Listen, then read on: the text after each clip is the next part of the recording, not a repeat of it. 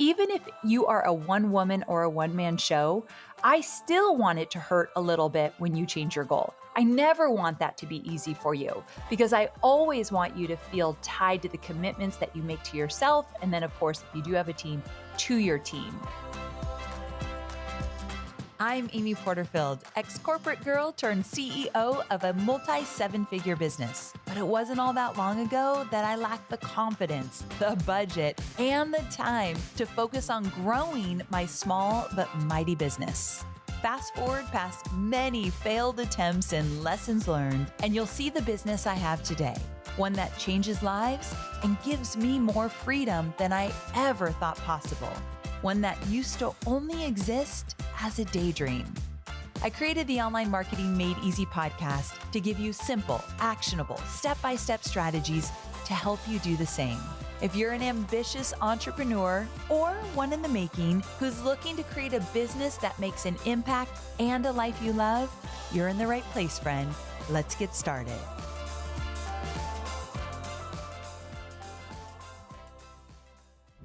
Hey there, welcome back to Online Marketing Made Easy. I wanted to check in with you, see how you're doing. At the time of this recording, it is the beginning of the week, and I just came off of a weekend with my son, Cade. So he is going back to school soon. So he came out to spend a few weeks with us in Tennessee, and it was amazing.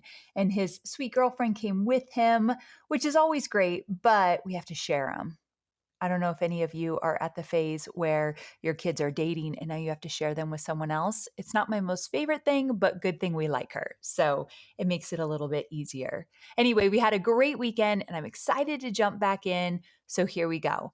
Also, real quick, have you ever shared my podcast with a friend, like an entrepreneurial friend, someone that's trying to get their business up and running, might be interested in growing their email list or entrepreneurial mindset or digital courses? If you'd be so kind to grab a link to this episode or to the podcast as a whole, text it to a friend, I'd greatly appreciate it. My mission is to use my podcast to help as many budding entrepreneurs as possible. So I'd be grateful if you could help me do that. Okay, so if you've been with me for a while, you know that I'm a big goal setter inside and outside of my business.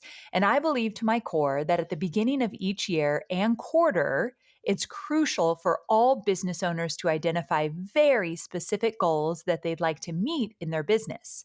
So for us, we always determine a revenue goal and a profit goal, and we tie those goals to a specific offering or project that we're going to be working on for the coming year.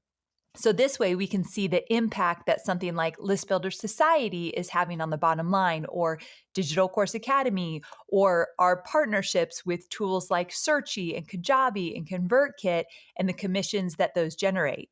So everything is broken down into different offers or campaigns or projects so that when we are off, we can see exactly which area of the business is not on track.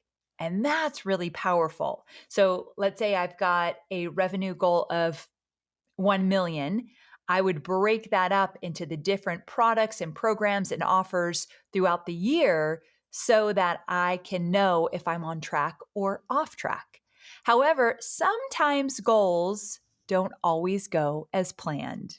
Are you shaking your head like, I've been there? Because I've been there many, many times, meaning you realize that there's no way that you can meet the goal due to factors that were unforeseen when you set the goal.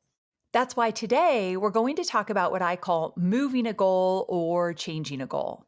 When you realize you aren't going to meet a goal, you do need to sit down and revisit the goal and decide how to pivot. And you've got options here. But let me explain first what happens when you're going to move the goal. In most cases, it means that you're decreasing it. You're likely realizing that the goal cannot be met, so you need to change it to make it more attainable. If you're increasing the goal, you probably made the original goal way too easy, but I find that this isn't overly common if you're super calculated and competitive with yourself. So I don't think the issue much is, oh, I set a really small goal. I think I need to increase my goal before the end of the year. I've never had those conversations, and I'm guessing you rarely have as well. However, decreasing the goal, let's say 6 months into the year because you know there's no way we're going to hit it due to a certain number of things that have happened up until that point, that's very normal. Or it could mean that you've had to fully remove a service or a digital offering, like actually take it off the table, and you're going to lose revenue that you might not be able to make up at all. We actually just went through this scenario this year with our coaching program, and I had to completely cancel the coaching program. I didn't have to, I made the decision to do so, along with the revenue that would have come with it. And this was due to the workload that was on my team's plate. I talked about this in episode 614. You can just go to amyporterfield.com/614 if you want to hear me talk about why I completely took a huge project off the table a week before. Actually, it was less than a week before it was supposed to go live. It was devastating, very humbling, not my most favorite moment. I talk about it in episode 614. But taking something off the table absolutely changed how we were going to meet the goal or if we were going to meet it at all.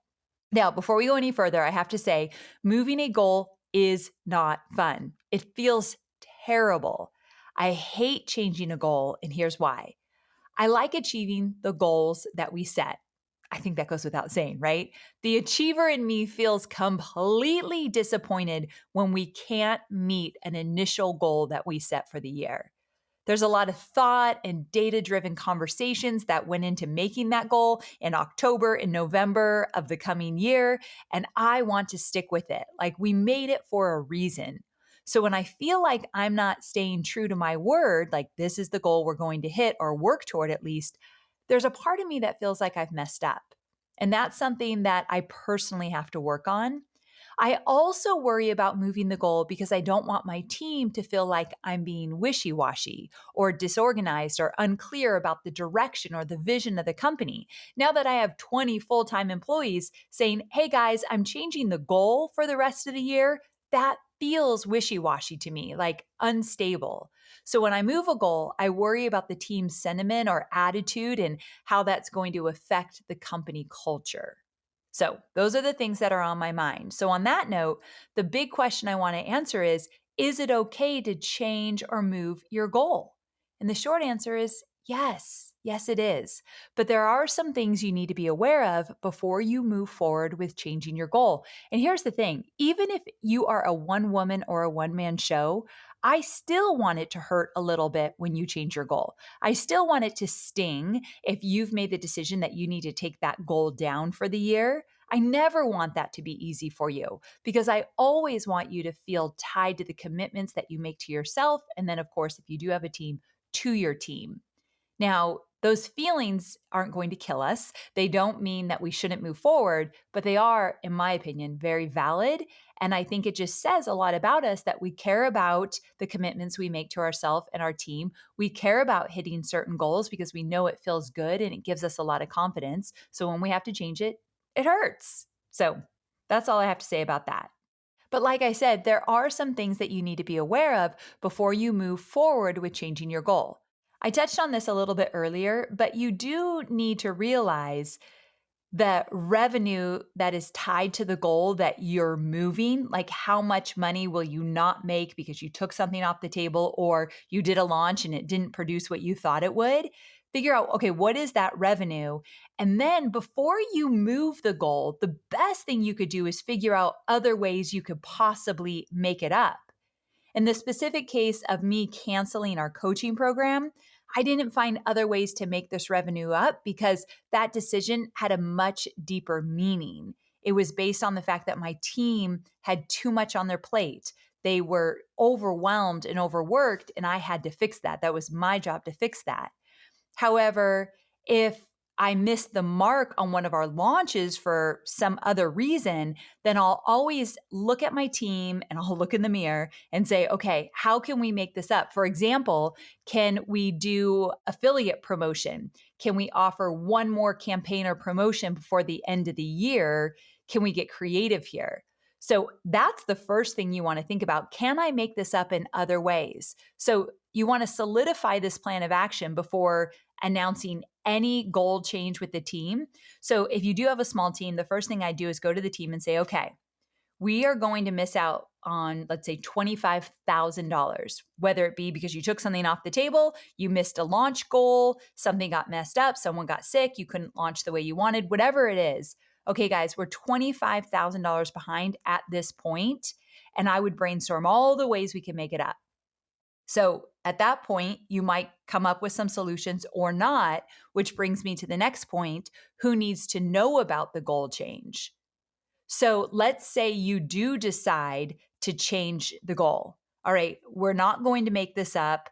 We don't want to do another campaign. We're all on the same page that it's best if we keep moving forward as planned with our other initiatives, and we're going to take a loss. Then you have to ask yourself, okay, who needs to know about this goal change? Only tell the members of your team who this directly affects, and then explain to them why you're changing the goal, what the new goal is, and your plan for how you're getting there. I'd also reassure them that a recalibration is not always a bad idea. When I was going through my decision to cancel the coaching program, I confided in my business coach, Michael Hyatt, and he told me that every quarter he and his team reevaluates their goals based on decisions that have been made the following quarter and how things have been shaking out over the course of the year. So every quarter they get together and say, okay, is this still our goal? This was really valuable for me to hear because I was really struggling in this specific scenario. So, first I come together and say, okay, guys, can we make this up? If I decide that we're not going to make it up, or if I decide we're going to change some of the goal, then I need to tell the people that it impacts and the people on the team that need to know. Now, in my case, everyone on the team needed to know because I do bonuses based on revenue and profit. So at the end of the year, we have kind of a sliding scale. If we hit this much with this much profit, they get this much bonus. If we hit this much with this much profit, they hit that. Like it gets bigger and bigger, the better we do. And so I had to change all that. Now, I only changed it in their favor, meaning it's actually easier to get to their bonuses now, which is always a better conversation, but I did need to let everyone know. Okay, with that said, when you're looking at moving a goal, just make sure that you're doing it for the right reasons. It might be helpful to ask yourself, am I trying to cut corners? Am I making these decisions based on fear? Am I scared of something? And am I trying to avoid feeling disappointed at the end of the year? Ding, ding, ding. This is the big one for me. This is a big one. Now, I know I said earlier that it's very rare that you're going to say, I set too small of a goal and I need to increase it. But I guess in my early days, I would set safer goals, to be quite honest. Not really low goals, but pretty safe goals. For a few years, I always hit my goals, like with no problem, because I was very afraid of being disappointed if I didn't. Now, what I realize is the growth is in knowing I can manage my emotions if I don't hit a goal, but I need that goal to be more aggressive. So I'll be more creative, more open to taking risks and just going after it. So you do want to ask yourself whether you set the goal too low, or even if the goal is really high, are you changing it right now because you're feeling like if we don't get it, I'm going to be so disappointed? So this is something you want to think about.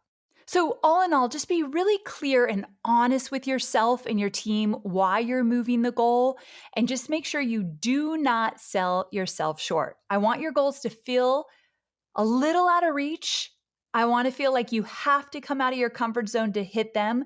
I want you to feel like you do have to take risks and be more courageous in order to get to where you want to go, because, my friend, that's where all the growth is. This is just a journey of self development. I think that's the most important thing with entrepreneurship, watching yourself grow into the person you're meant to be. And with really easy goals or constantly changing them to make them easier because you don't want to disappoint yourself, that's not going to serve you. Okay, now I want to end this episode on this note. I don't want to be changing the goal all the time. It's never my intention to change goals when I'm setting them. I want to stick with them as much as possible. And by the same token, you've got to learn to pivot, be flexible, and realize when a goal isn't going to serve your team or yourself. That's the part that I think I've never talked about on this show. Your goals should serve you and your team and also those that you serve. Like you want to have your customers and clients in mind as well. And so, yeah, you want to be flexible and you want to pivot, but the plan is not to change the goal, but it's going to happen. And that's when we got to put our big girl or big boy pants on and say, okay, what do I need to do here? So let's briefly recap what we talked about. Number one, you should absolutely be setting your annual and quarterly goals. I love to do that in October and November and be done once I hit December, but just do them whenever you can. Revisit these goals every quarter and reevaluate the trajectory that they are on.